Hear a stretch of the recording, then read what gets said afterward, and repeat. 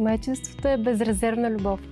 Майчинството е благословие. Майчинството е дар. А за мен това е най-прекрасното преживяване, най-прекрасният период, най-прекрасното нещо.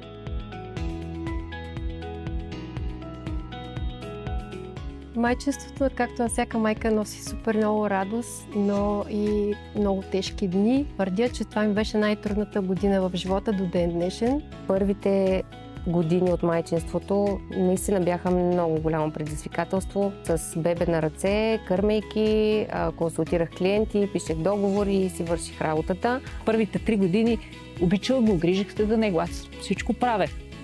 Но просто бях под много голям стрес, напрежение, отчаяние, депресия. Много ми беше трудно психически.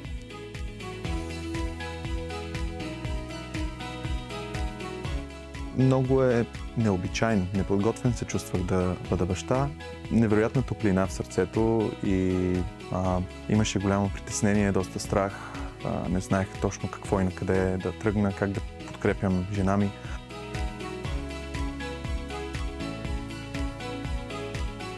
Вярвам, че това е изключително важна кауза, защото това е един особен период в живота не само на жените, които стават майки, но и на цялата семейна система, която трябва да се адаптира към промените.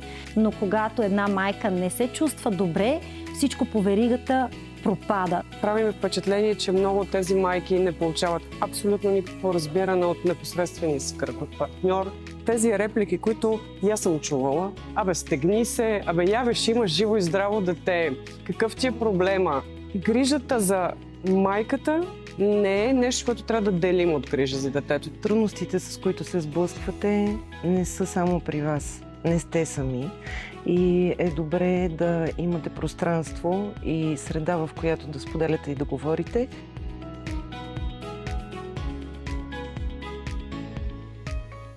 Ако сте майка на дете между 0 и 7 години, включете се в нашето анкетно проучване по въпросите за майчиното психично здраве.